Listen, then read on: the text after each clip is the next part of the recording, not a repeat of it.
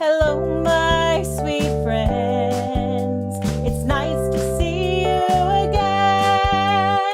Come along and read with me. It's my favorite place to be when Raggedy Auntie reads. Here we go a-travelin', a-travelin', a-travelin'. Here we go a-travelin'. I wonder where we'll go. Hello, my sweet friends. Welcome back to the Book Nook. I'm Raggedy Auntie, and joining me today are Auntie Pearl and Auntie Potato. Now, this week, our story time is going to be a little bit different. We will read one book, and I'm going to tell you a story, but we're also going to go on a trip. I am going to drive from my Book Nook in Virginia all the way to Texas. I hope that you enjoy this different and absolutely fun trip from the Book Nook to Texas. And I'm very excited about the book that we will read. Let's read. Our book this week is called The Wind in the Willows. Now, it's a longer book, but we're going to read one section. This is one of my favorite parts of the book. This book is about four friends, Badger, Mole, Rat, and Mr. Toad, who go on some wild adventures. Toad is the kind of person who accidentally gets into trouble quite a bit because he doesn't think before he acts. And this part of the story, Mole, Rat, and Toad have decided to go on a trip in a wagon. Now, this is a covered wagon, and it has bunks inside, and they've brought food in. They stop at night, and they have a campfire where they eat their food. And this is the first time that Toad sees a car. Now, a lot of this book is about the misadventures that Toad has when he finally gets a car of his own. But this part is the very first time that he sees a car. They were strolling along the high road easily, the mole by the horse's head, talking to him, since the horse had complained that he was being frightfully left out of it, and nobody considered him in the least. And Toad and the water rat were walking behind the cart talking together. At least Toad was talking, and Rat was saying at intervals, "Yes, precisely. And what did you say to him?" And thinking all the time of something very different, when far behind them they heard a faint, warning hum, like the drone of a distant bee. Glancing back, they saw a small pile of dust with a dark current of energy advancing on them at incredible speed, while from out of the dust a faint wailed like an uneasy animal in pain. Hardly regarding it, they turned to resume their conversation, when in an instant, as it seemed, the peaceful scene was changed, and with a blast of wind and a whirl of sound that made them jump for the nearest ditch, it was on them. The boop boop rang with a brazen shout in their ears. They had a moment's glimpse of an interior of glittering plate glass and rich morocco, and the magnificent motor car, immense, breath-snatching, passionate, with its pilot tense and hugging the wheel, possessed all earth and air for the fraction of a second, flung an enveloping cloud of dust that blinded and enwrapped them utterly, and then dwindled to a speck in the far distance, changing back into a droning bee once more. Sounds like that car was going pretty fast. The old gray horse, dreaming as he plodded along, of his quiet paddock in a new, raw situation such as this, simply abandoning himself to his natural emotions, rearing, plunging, backing steadily in spite of all the mole's efforts at his head and all the mole's lively language directed at his better feelings. He drove the cart backwards towards the deep ditch at the side of the road. It wavered an instant. Then there was a heart-rending crash, and the canary-colored cart, their pride and their joy, lay on its side in the ditch, an irredeemable wreck. The rat danced up and down in the road, simply transported with passion. "You villains!" he shouted, shaking both fists. "You scoundrels! You highwaymen! You road hogs! I'll have the law on you. I'll report you. I'll take you all to the courts."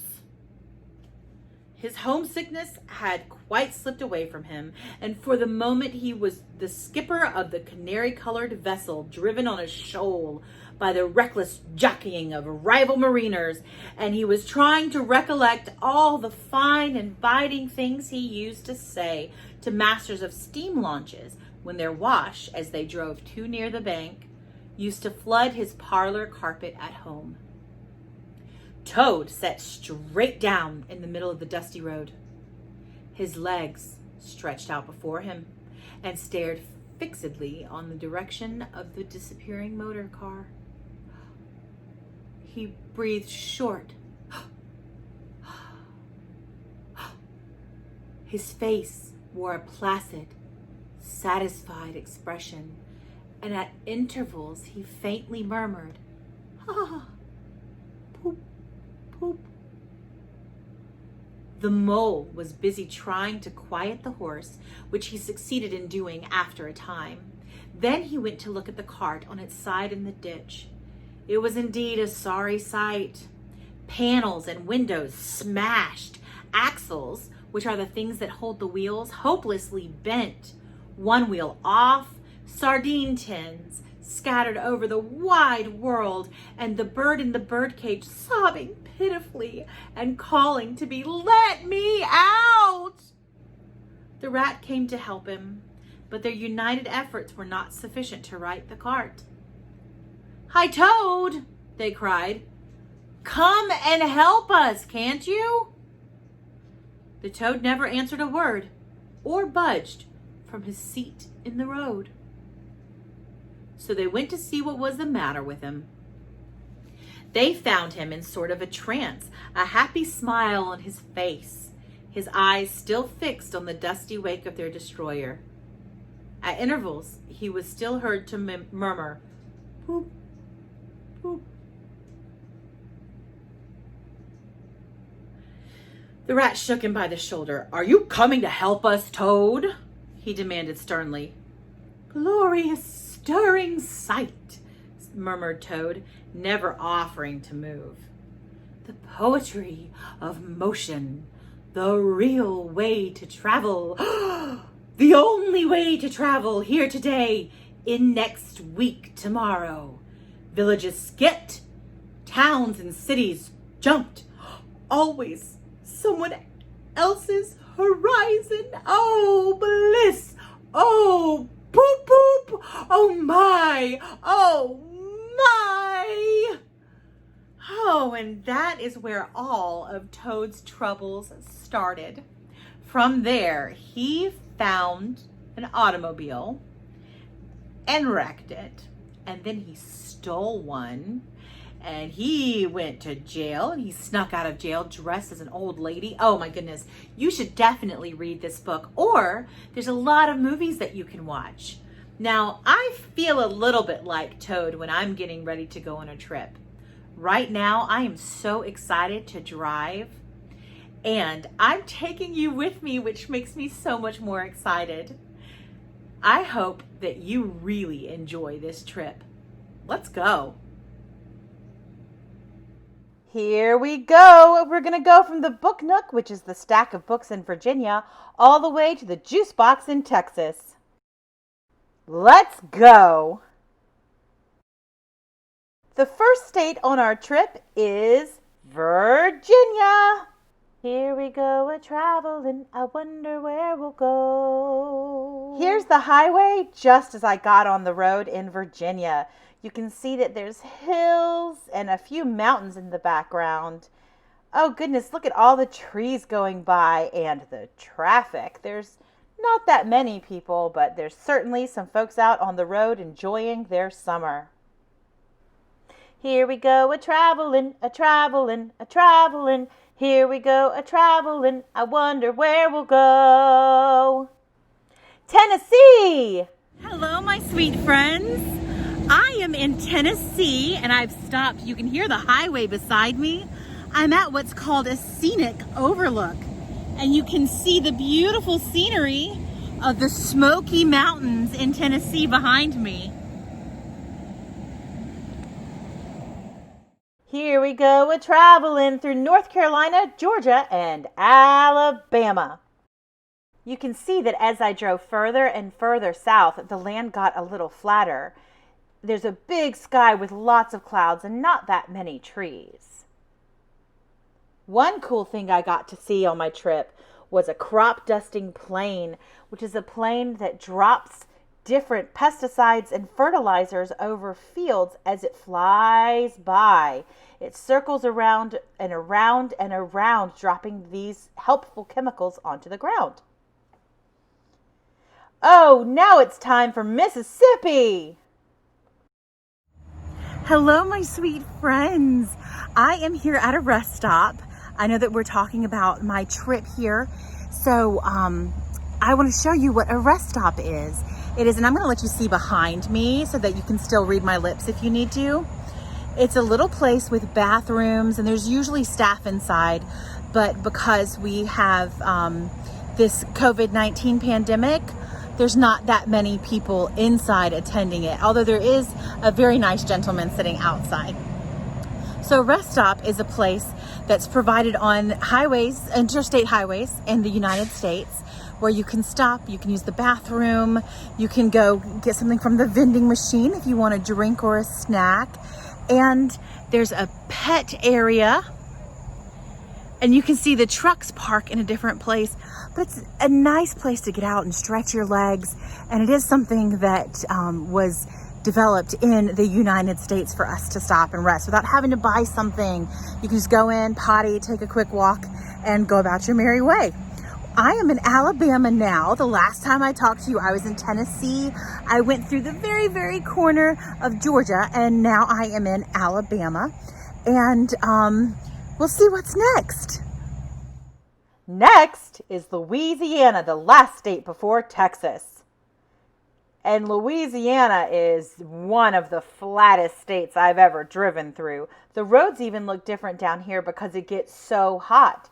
They're a little bit lighter than the roads that we usually picture of black tar.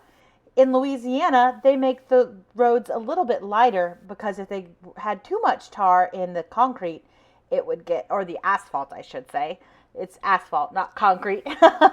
It would get so hot you could barely drive on it.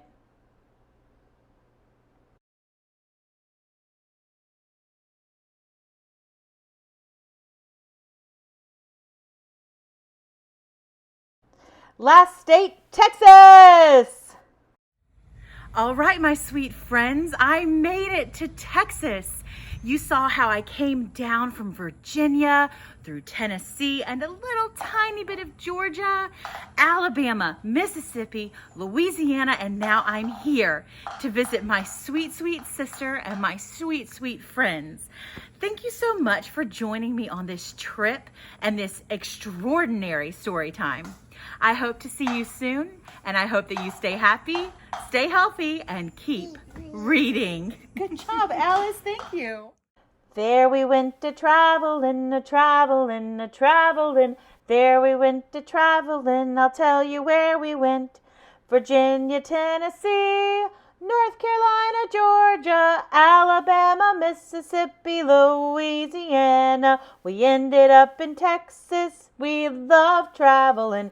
Here we go a-traveling. I wonder where we'll go. Stay happy, stay healthy, and keep reading.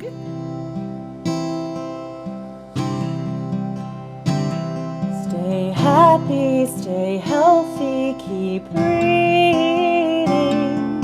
Stay happy, stay healthy, keep reading. Until the day comes we meet again. Stay happy, stay healthy, keep reading, my friend.